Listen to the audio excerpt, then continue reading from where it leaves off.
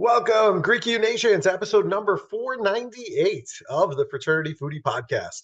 I'm your host, Mike Eilon, CEO of Greek University. I'm a speaker and an author. Our fifth book just came out. It's called Perseverance and How to Be a Great Fraternity or Sorority Alumnus. So go and pick up that book on Amazon or Barnes & Noble today.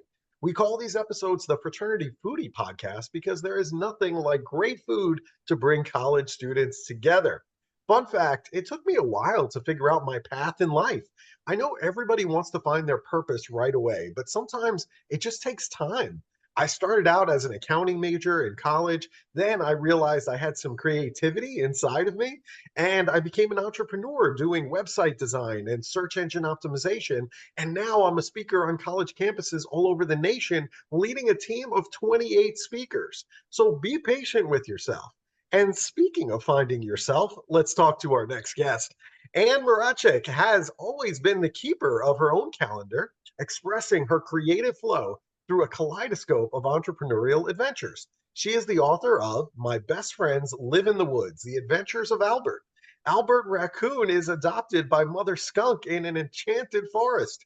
Each chapter teaches concepts of mindfulness and compassion in a fun, interactive way, followed by discussion and questions to encourage meaningful conversation.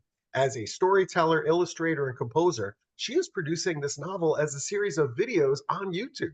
Anne has her bachelor's and master's degree in music theory composition from the University of Kansas, having earned both degrees in 4 years. That is incredible. She composes for her beloved instrument, the piano, almost daily. Welcome to the show, Anne.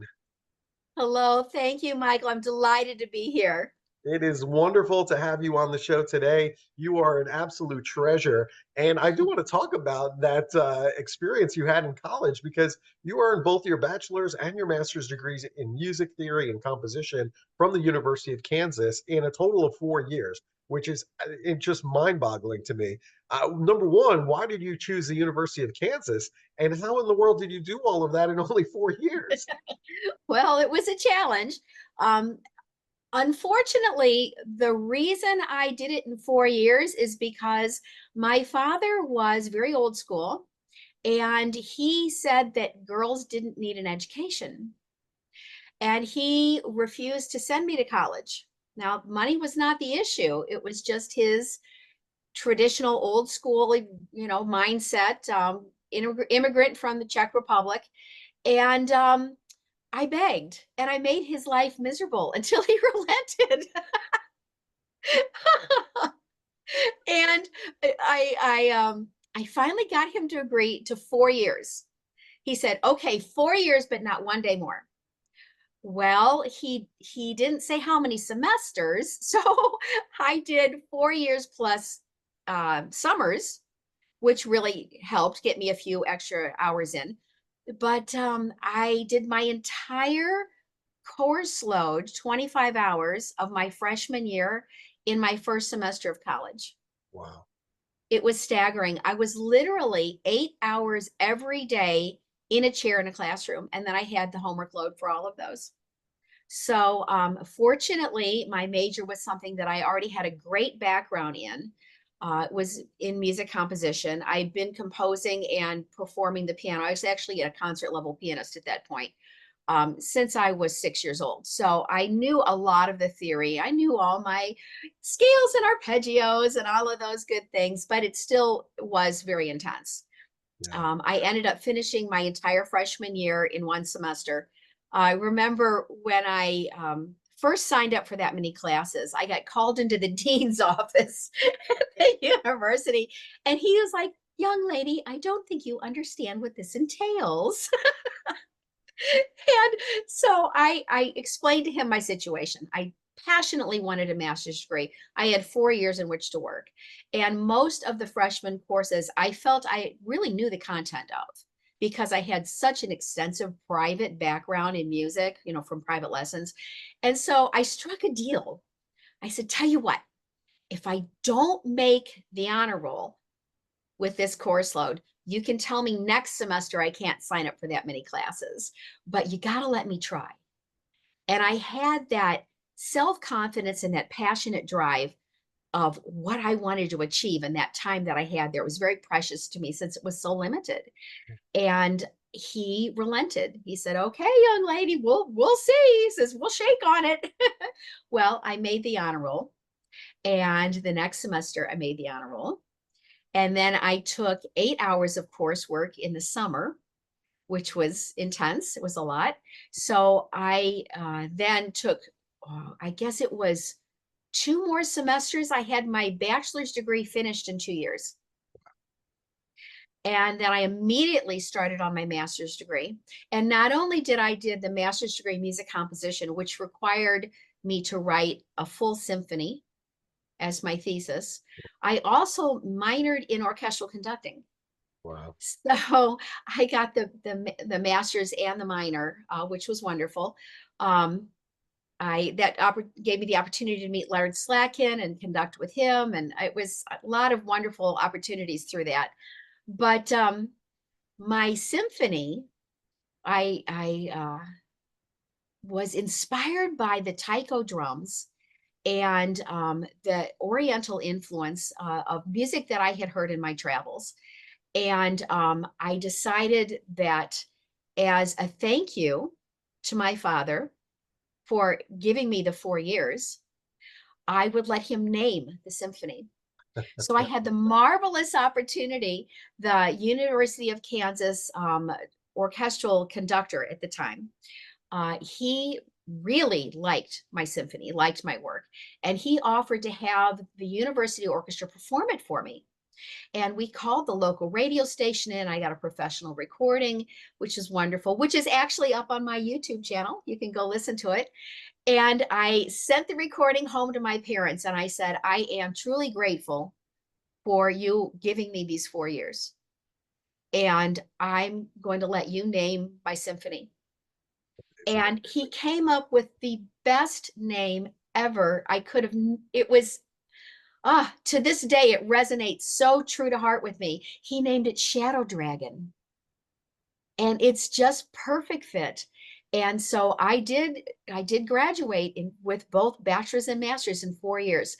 It takes organization, it takes a burning passion, and it takes a willingness to ask for help, to surround yourself with like-minded people who are pulling for you. And yeah, I did it. And I even managed to get married in those 4 years. So Wow, you were very busy those 4 years. I was a busy girl. You were a busy girl those 4 years. Well, kudos to you for getting it done. I mean, it sounds like my adventure with my doctorate that I'm getting Yeah, ready to there you finish up go. right now.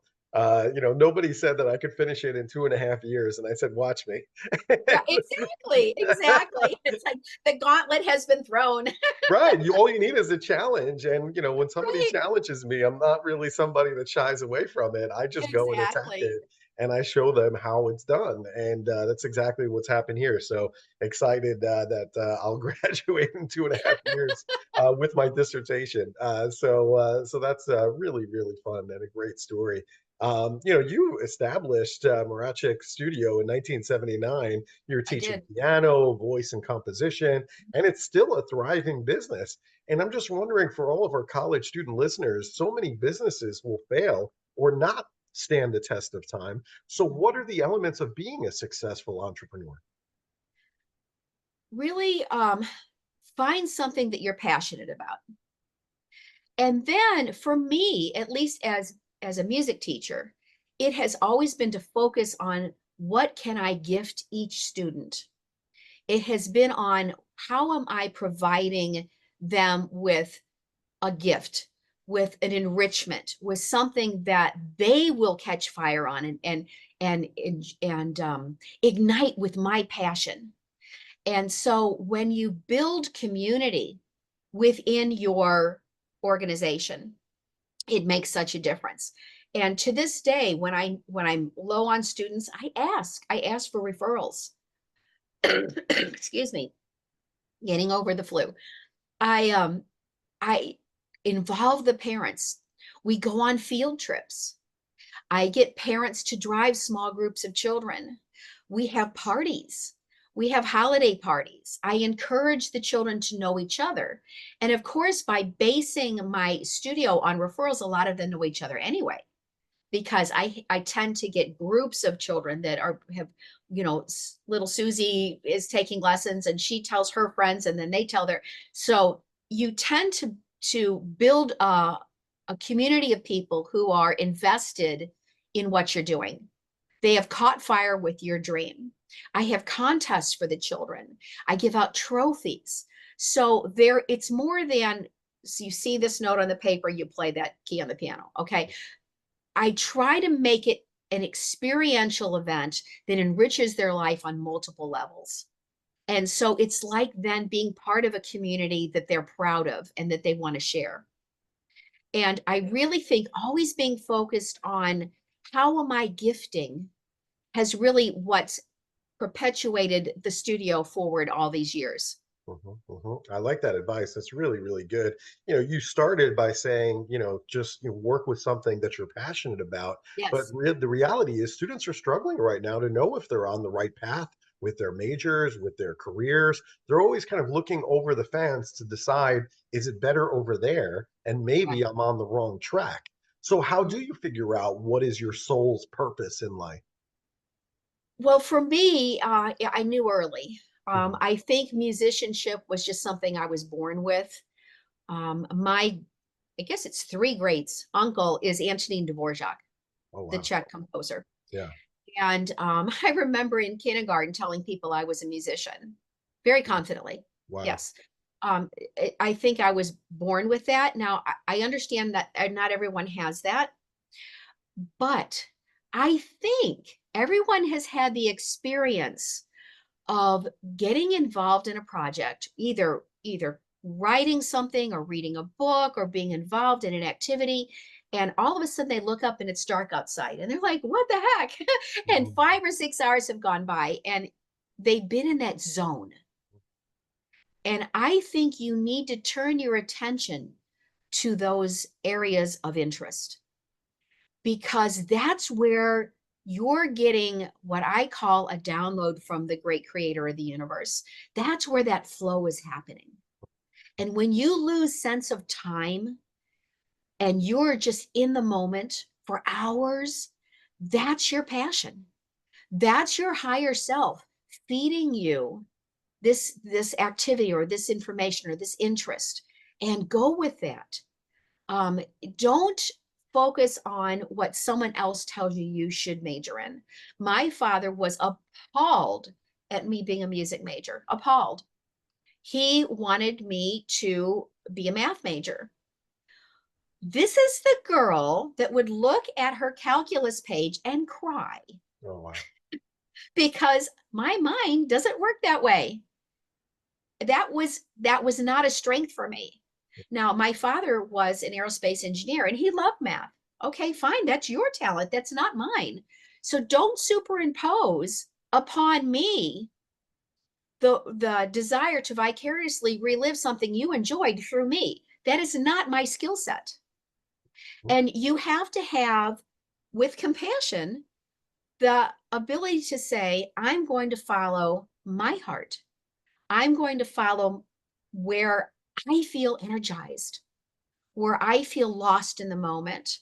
And my father, when he died, finally said, I'm proud of you. And I didn't hear that until literally the week he died. Wow. But I had a sense that he was, but he could never verbalize it because I chose a path of my own and not what he prescribed. Yeah. Well, good for you for choosing your own path. Obviously, Mhm. it's worked out very well for you, but It I has. also encourage our listeners to do the same. Parents or other family members will try to push on you their dreams that may or may Yes. not have come true. Yeah. But the reality is, you got to decide for yourself what really motivates you and also what you're good at, right? I Right. think that's also a Right. big piece. You're very fortunate that you knew from kindergarten that this was going to be your path. I'll tell you that there's a lot of people out there that didn't get that download in kindergarten. Right. They're still in their 50s trying to figure out what it is they're supposed to do with their lives. So hopefully your words will help them to figure it out. And the other thing that's really great about you is that you and your husband, you're avid travelers. And I think that's also really important, that love of adventure, passion for culture. You've been to 22 countries in the past 13 years. So for all of the college students who are listening, why do you feel that travel is so important? It gives you a sense of self-worth and ability. I have been across the globe multiple times, and I now have the confidence to know that I am self-reliant. When I get in difficult situations, which do arise, flights are canceled, you get in awkward situations, you feel threatened at times. When these kind of things occur, you learn that you have the resilience and you learn that you have the ability to pivot and adjust and move through with grace. And that is very empowering because if I can get myself out of situations in Bangkok, Thailand, you know, a conflict at the grocery store is really not so big a deal. Yeah. It really refocuses. And it makes you a world citizen. You understand that fundamentally there's only one race on this planet, and it's human. And all of us have the same connection to source. We all have the same life force within us. We are all connected through the divine within the creative flow of the universe. We all breathe the same air. It has come in and recycled through every lung through millennia, right? We're the same. And you find out that people love their children, people like to have friends, people like to engage in social activities. It's the same everywhere. I don't care whether you're eating baklava or curry, it's the same. And when you extend an understanding and a compassion to others, it's amazing how doors will open for you. If you make an attempt to speak in someone else's language and look at them in the eye and show them respect, and they are more than willing to help.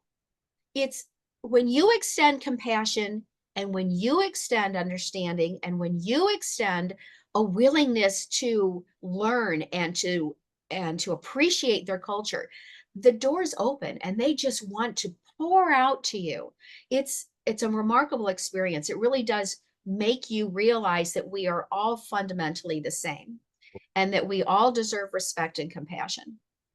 Well, let's talk a little bit more about that compassion because right now social media is very popular with Mhm. Gen Z, and social Yes. media is all of the attention is on me, right? That's what it's all about. It's look at what I am doing, look at how popular I am, look at the great clothes that I have, look at the Mhm. great countries that I'm traveling in. Don't you wish you were me? So sometimes I feel like compassion is completely lost on college campuses, that the students primarily care about themselves instead of building this caring and compassionate community where everybody feels like they're being supported. So, how in the world do we go back to your vision of compassion? How do we bring that back?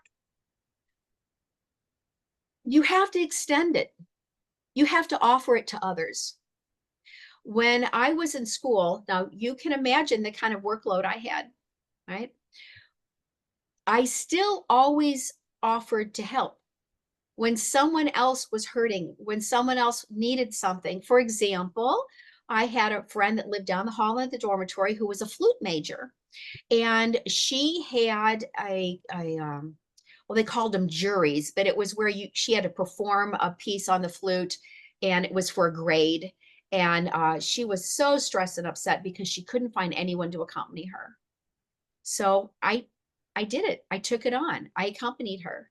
And we became, because I extended that grace to her and I gave, she became one of my strongest allies. She became a great friend. She ended up recording several flute compositions that I had done. And to this day, we are friends. As a matter of fact, she is arriving this afternoon for a visit. Wow, I love that story. All So right. after all these years, Yeah. so the best way to create community and compassion is to offer it. Yeah. When you offer yourself, when you offer your time, when you say, I see you, how can I help? It's amazing how that turns around immediately to someone being willing to support you as well. And remember, if you're looking to be an entrepreneur, one of the most important things is to surround yourself with a small group of like-minded people who share your vision. And so how are you going to find that unless you offer that yourself, Yep. right? So true. So true. I mean, that's exactly what this podcast is really all about. People might not really understand that, but I mean, most of the people, all of the people that are working with me today, it's really extending them this, this venue, this space to tell their story. And then Right. that resonates with our listeners, and suddenly they're on our team. You do have to extend first, invite them in, share their story. And then from there, all kinds of wonderful things can happen, and you get to meet a whole bunch of new people that you can collaborate with. So Exactly. people not really understanding this podcast, that's really what it's all about. And so I love that. I think that's great advice. Many of the college students have experienced trauma before they even step foot on a college campus. That's what a lot of students don't really understand, that you don't really know everything that has happened to this person before they arrived. So how do we move from suppressed childhood memories and trauma to wellness? Yes, that's something that I have been dealing with even at my age. And my parents announced they were moving into an assisted living apartment. This is a while back, and asked me to empty their home. This was a 3-story, 6,000 square foot house of 52 years of accumulation of stuff. And they thought I could do it in 2 weeks. Well, 5 months later, we finally went from overwhelmed to empty walls. But in the process of seeing the items from my childhood being carried out and either donated or gifted, it really did trigger a lot of childhood memories and traumas of my own that I had suppressed and never dealt with. It brought to light family relationships that were broken and had never been dealt with. And I decided it was time to really look intently at those things with compassion to myself and to learn to reframe them as an adult, to quit being triggered with that old response emotionally as I did as a child.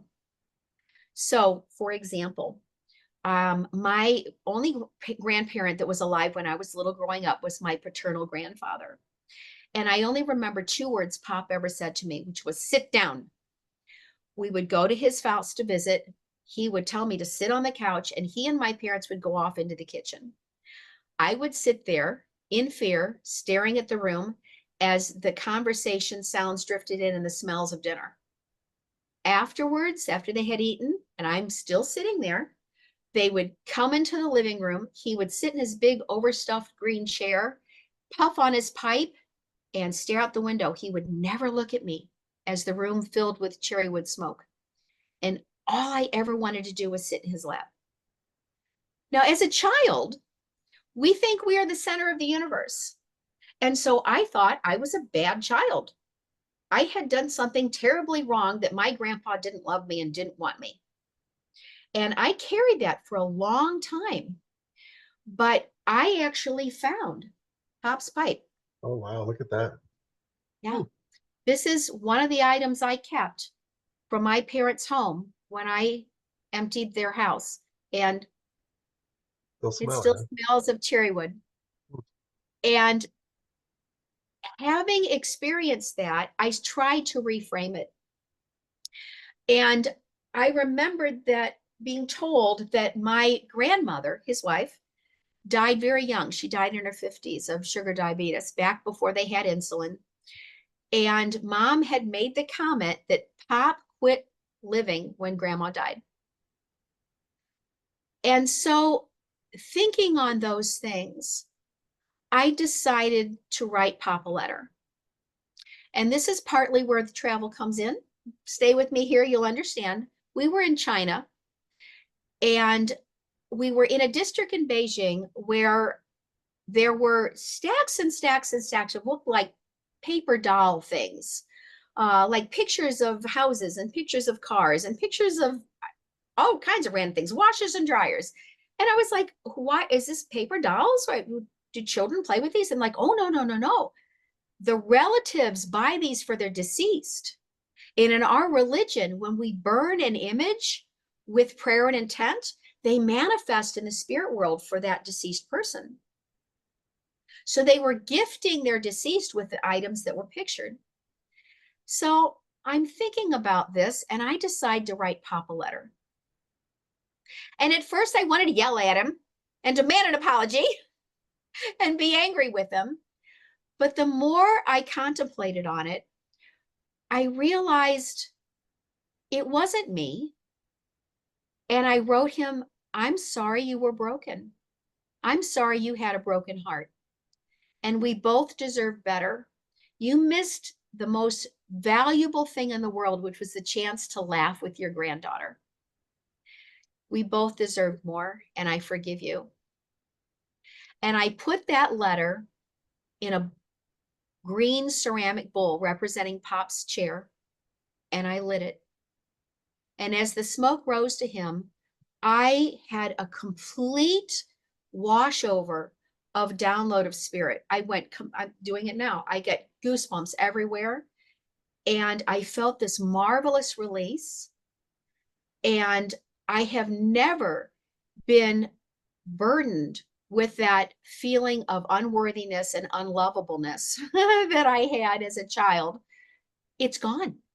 I have rewritten that old transcript that was no longer serving me with an empowered new one of compassion and loving my grandfather and being hurting for him and forgiving him, truly from my heart, forgiving him, coming to a place of understanding that it wasn't that he rejected me. He just had a closed heart. He had shut down with grief and he couldn't manage his own grief. And as a child, I misinterpreted that as something that I was doing wrong. And children often do that. They don't have context. And so by telling that story, what I'm saying is try to repurpose those memories in contextual compassion for the adults that were in your world at that time. And you will most often find that you were just the innocent bystander in a very complex situation. And tell yourself, there's nothing wrong with me. I was a little blue-eyed, red-headed, curly-headed little kid sitting there that hadn't done anything wrong, that just didn't have the understanding of the situation. So you need to reframe it, go back and relive those things, feel them again, but then let them go. Let them go and tell yourself that, the universe loves me. I was made by a perfect creator, and I have the light of life within me that everyone burns with, and I need to be the sun. Allow yourself to shine. Allow your authentic self to shine. The sun shines because that's what it does. It doesn't concern itself on who is getting warmed. It shines. And you need to give yourself permission to do that. Let your light shine. Be confident in the fact that you are so loved by the universe that angels will come to your rescue, which I've actually had twice. Wow, that's beautifully said. Well done. Really, really good stuff. I hope that our listeners will go back and listen to it because I know a lot of them are living through all kinds of trauma that happened to them or suppressed childhood memories that they haven't really dealt with. And Yes. that's a good way to do it. So I really like your description. That was really powerful. One last thing I wanted to ask you about, how do you overcome stage fright? All of the college students that I work with are deathly afraid of public Yes, speaking. They're deathly afraid of being in the spotlight, but I feel that it's an important tool to it have is. in being successful in their career. It is. And they need to turn the mirror around. They are, again, like social media, they are focused on, ooh, people are looking at me. Ooh, I'm being judged. Ooh, I'm. No. When you are in front of an audience, you are the embodiment of the message, of the gift that you are giving to them. So you have to love your audience. You have to want them to have this gift of understanding, to have this gift of revelation, to have this gift of self-worth. So the focus has to be turned around. It has nothing to do with you. If they resonate with the message, when they go home, they're not going to remember what you had on. They're not going to remember what you were wearing. That's all gone. It's the message. It's the gift that they're going to come home with. And that's empowerment. The other half of that is preparation. The only times I have ever felt nervous about performing was when I was ill prepared. So when you have done your due diligence ahead of time, you have an internal knowing and internal confidence that you are prepared. Then relax, share, give, and it'll all just flow through you. Put the mechanics 2 weeks or 3 weeks ahead so that you're prepared, so that you have practice. When I'm performing the piano, I don't sit down 2 days before to perform a concerto. Right. I have put in my due diligence. I have oftentimes composed the song myself, usually. I have recorded it in studio. I have performed it multiple times. And then when I sit at the piano, I don't focus on, is that an A or an F sharp? I'm focusing on the emotion in the music. I'm focusing on the flow of the energy that the music is gifting the audience with. And it just comes through because the fingers are wise. The mechanical memory is there. The preparation has taken place. So I can focus on the compassion and the beauty of the music and the gift that I'm trying to share with my audience. Yeah. So yeah, on my YouTube channel, there are over 200 piano compositions that I've composed and recorded. My symphonies there, so many things. So that flow, that creative flow, people say, don't you get burned out? Oh, heavens, no. I can't wait to get to the piano again.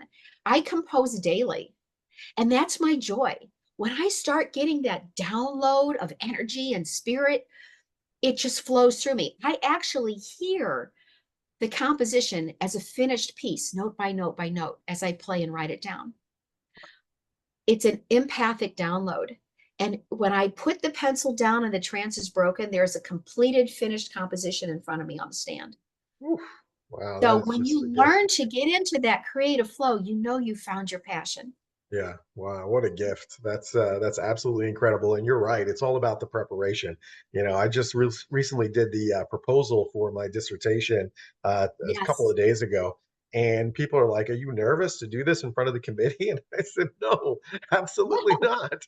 I mean, no, it's just sharing all of this deep dive information. I said, "I know more than they do on this right. particular topic." Exactly. And so, am I nervous? No, I'm just happy to share with them all of my research. And I knew that I was prepared. I walked Exactly. there knowing that I had done the work. The question is, have you done the work? If the answer is no, then yes, you probably should be nervous. If you've done the Exactly. work, then you really have nothing to worry about. And so that was kind of the mindset that I walked into that room with the committee. That's what I had. And that's Exactly. at a doctorate level, right? I mean, that's the highest Yeah, level that there is in higher education. So there you go. exactly. Exactly. Exactly. So you see, you and I are very aligned. Yeah. And, just keep telling the universe yes, because you never know what wonderful person's going to be brought into your life, like you brought into my life. Well, I Seriously, appreciate that. this is a wonderful opportunity for me to share on a platform that I didn't know existed a few months ago. Yeah. The universe will bring to you opportunities if you say yes. If you are following your passion and you are someone who is willing to put yourself out there in love and offer your services, and you will meet wonderful people. You will get wonderful opportunities. Don't limit the universe to things that you think you want. Just be open and say yes, and things flow in. I love it. Great advice. Really good stuff.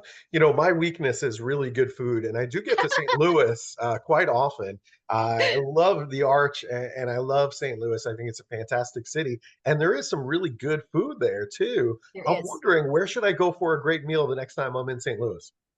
Well, let me give you a college person answer. Yes, please. The best pizza in Yes. St. Louis is Cecil Whitaker's. Ah, very nice. Whitakers, Cecil Whitaker's. And they have the signature cheese of St. Louis, which is a provolone, which Yes. nobody else uses. Yeah. They do a thin crust, and they have something St. Louis is famous for, which is toasted ravioli. Toasted raviolis made it into Yeah, the podcast. Thank goodness.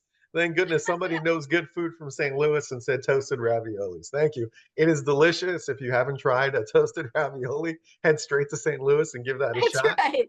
because it is delicious. It's mind blowing, and it is what St. Louis is known for. Yes, it is. Very good. All right. So, if our listeners, if they want to buy your book, it's called Unpacking the Attic. Maybe they want to connect with you. Maybe they want to go to your YouTube channel and then Sure. watch all of your stuff. Where should they go in order to get access to all of these things? Sure. My website is very simple, annmracek.com. Couldn't be easier. ANNMRACEK.com, annmracek.com. That's also Instagram. That's also Facebook. So very simple. If you want to contact me, my website is ann@annmracek.com. Very simple.